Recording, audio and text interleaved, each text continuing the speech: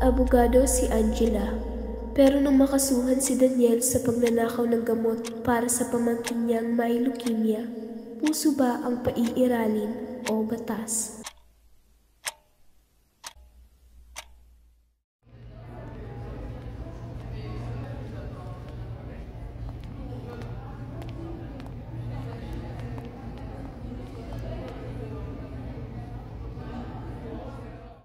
Love, kamusta pala yung pamangkin mo, yung may sakit?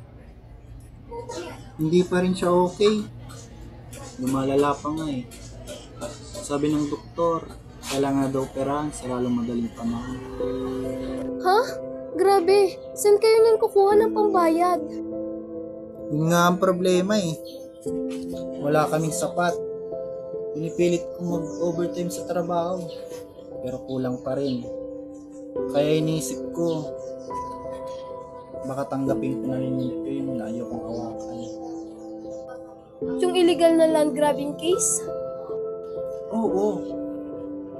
Pero love, kailangan ko talaga ng malaking pera ngayon. Para sa pamangkin ko. Buhay niyang nakataya dito. Mahal ko, naiintindihan ko yung sitwasyon mo. Pero kung ipaglalaban mo yung ngayon para lang sa isang tao, hindi ba parang nawawala na rin yung prinsipyo mo? Alam ko, ang hirap lang talaga. Utang na loob ko na sa pamilya ko ang pagpapalaki nila sa akin. Para ngayon lang ako may pagkakataon suklian mo. Love, pagdarasal ko ang pamangkin mo, pati na rin ikaw. Sana maliwanagan ka kung ano talaga ang tama. Hindi lang sa mata ng batas, kundi pati na rin ang puso. Maraming salamat, love. Sobrang laki ng tulong mo sa akin, lalo na ngayon. Basta kahit ano mang desisyon mo, nandito lang ako.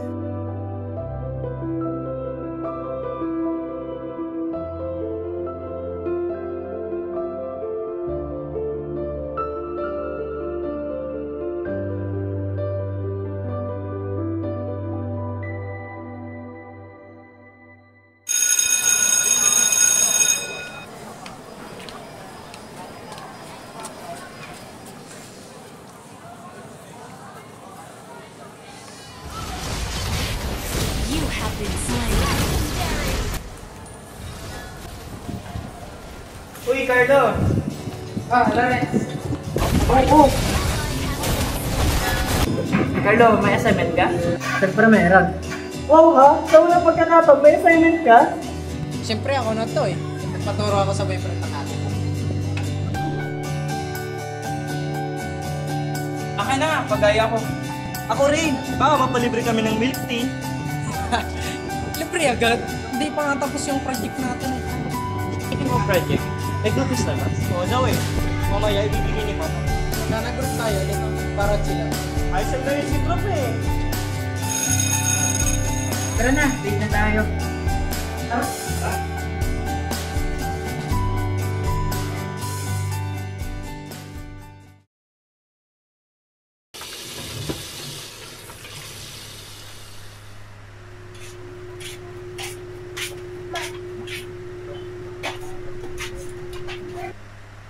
Nagmerienda na ba kayo, nak? Kung hindi pa, magmerienda muna kayo. Sige po, ma.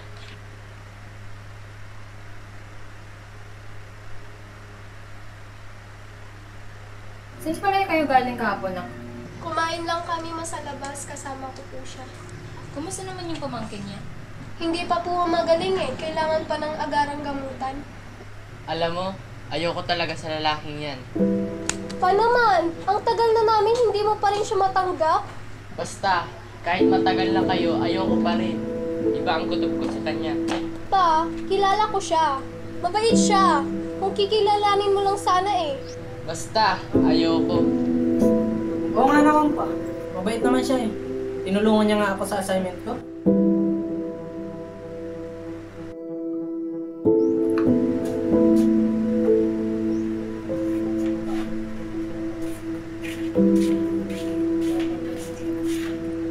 Ma, bakit ba hindi talaga matanggap ni Papa si Daniel?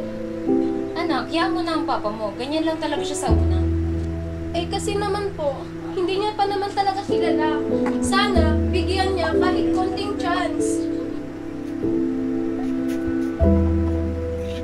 Hindi lahat ng mabait sa una ay mabait na talaga. Pero pa, hindi nyo rin naman napatunayan na masama siya, diba? Tama na muna. Ang importante ngayon, matulungan yung pamangkin niya. Oo nga po. Gusto ko rin sana makatulong sa kanya. Sana makapag-ipon tayo. Tingnan natin. Ayoko lang masaktan ka. Salamat pa. Sana kilalanin mo siya ng lubugsan. Oo nga naman pa. Basta ako, kape ako sa kanya.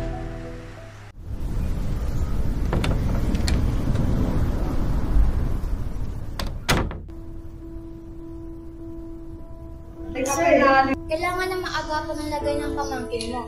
Pero wala po kami stock na gamot dito sa ospital. Anong kailangan kong gawin, Dok? Saan ako kukuha? Kailangan niyo makabili ng gamot sa labas agad para maisagawa ang operasyon. At kapag hindi naagapan, ano pong mangyayari? Maaaring hindi na siya umabot, kaya kailangan na natin ng mabilis ang aksyon. Daniel, hindi mo lang gagawin kung magawala sa akin si Joshua. Huwag kayong mag-alala, Nay. Gagawa ko ng paraan. Malitis natin si Joshua. Paano? Wala nga tayong pera. Wala tayong kakampi. Hindi ko po alam, Nay. Ako na ang bahala. Huwag na po kayong mawalan ng pag-asa. Sige na po, alis na po ako.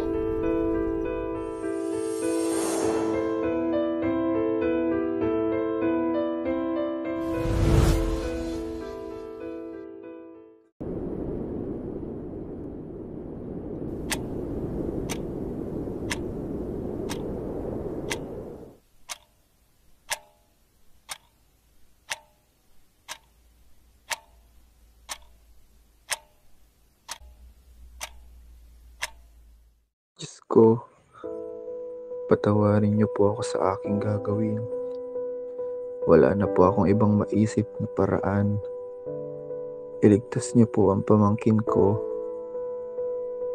Hindi ko na rin po alam kung saan ako kukuha ng lakas. Pero ikaw na lang po ang pag-asa ko. Patawad. Alam kong mali ang gagawin ko. Alam kong kasalanan ito sa batas.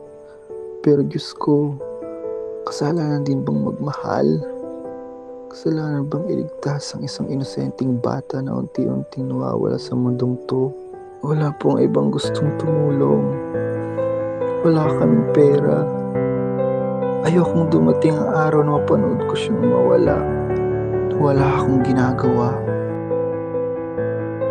Ikaw na po ang bahala. Sana po, kahit hindi niyo ako maintindihan sana ako ng mga taong mahal ko.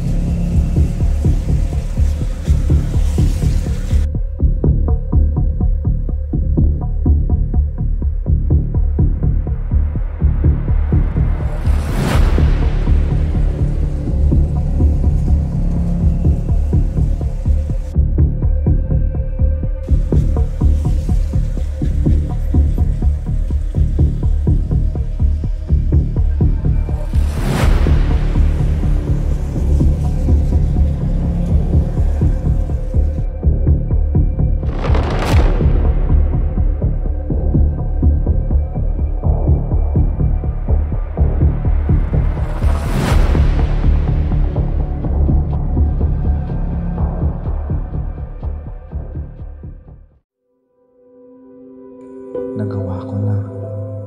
Nagnakaw ako. Hindi ko akalaing darating ako sa ganito. Pero anong magagawa ko kung unti-unting nawawala si Joshua? Bawat oras, bawat segundo, parang hinuhubaran siya ng buhay. Alam kong mali. Alam kong may kapalit to. Pero mas takot akong mawala ng pamangkin kaysa makulong. Wala na kami ibang matakbuhan. At kung ako lang kailangang masaktan, tatanggapin ko. Hindi ako santo. Hindi ako bayani. Isa lang akong taong desperado para sa batang hindi pa yata naubusan ng ngiti kahit na nasa bingit na ng kamatayan. Kung kasalanan man ito sa mata ng batas, sana maintindihan ng Diyos na ang dahilan ko ay ang pag-ibig. Kailangan ko talaga ng malaking pera ngayon para sa pamangkin ko. Yung illegal na land grabbing case? Buhay niyang nakataya dito.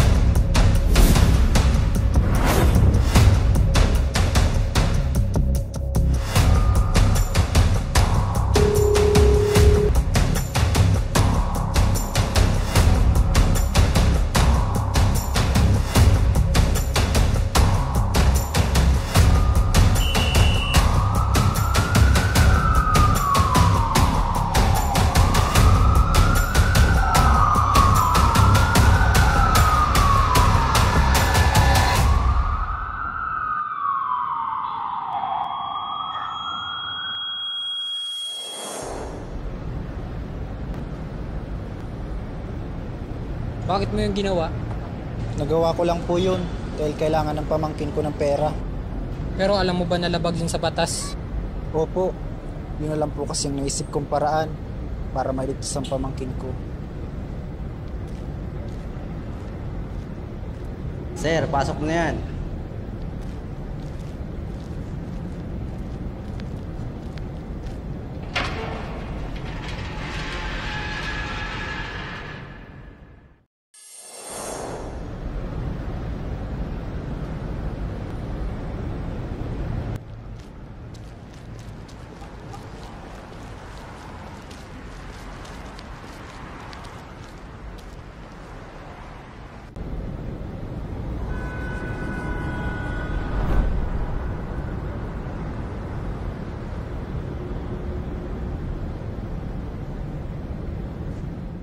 Kaya ayaw kita.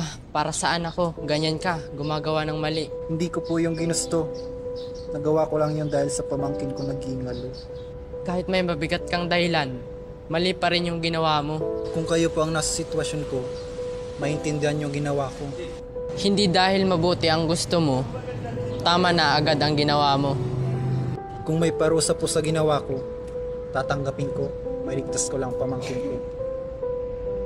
Ang anak ko ang nadadamay sa ginagawa mo. Paano ko ipagkakatiwala ang anak ko sa iyo? Hindi ko po iniingan tiwala nyo, pero hindi ko iiwan si Angela. Bakit hindi mo agad sinabi sa akin? Akala ko ba walang lihiman? Takot ako. Takot ako mawala ka. Wala na akong ibang maisip na paraan. Hindi ko kayang makita si Joshua ang unti-unting nawawala ng hininga. Bakit hindi mo sinabi sa akin? Akala ko ba walang lihiman?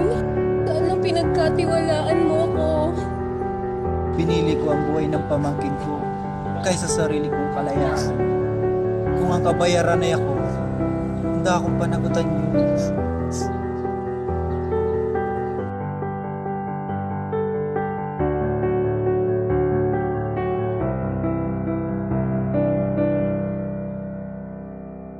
Sa mata ng batas, oo, isa siyang nagkasala.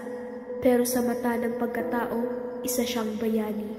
Hindi lahat ng kabutihan ay nakikita sa loob ng batas. Minsan, nasa labas ito sa sakripisyong walang kapalit. Kung pagmamahal ang nagtulak sa isang tao para gumawa ng mali, hindi ba tungkulin ng korte na timbangin hindi lang ang batas, kundi ang dahilan? Hindi ba't ang tunay na hustisya ay may kakayahang umunawa, hindi lang humusga? Hindi ko hinihingi ang kapatawaran sa batas. Ang hinihiling ko lang ay pag-unawa. Dahil minsan, ang batas ay hindi lang para magparusa, kundi para magligtas din.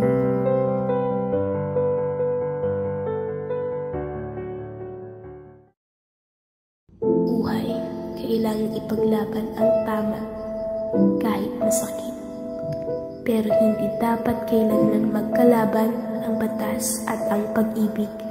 Dahil sa tamang pagkakataon at matuwid na puso, maaaring magsanib ang dalawa para sa kabutihan.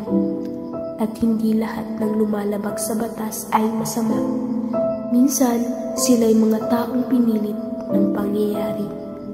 Pag-ibig ay hindi palaging kontra sa batas, pero dapat ito'y gabayan ng prinsipyo, sakripisyo at kabutihang loob. Sa pagitan ng batas at pagmamahal, may daan kung saan pwedeng magtagpo ang puso at hustisya.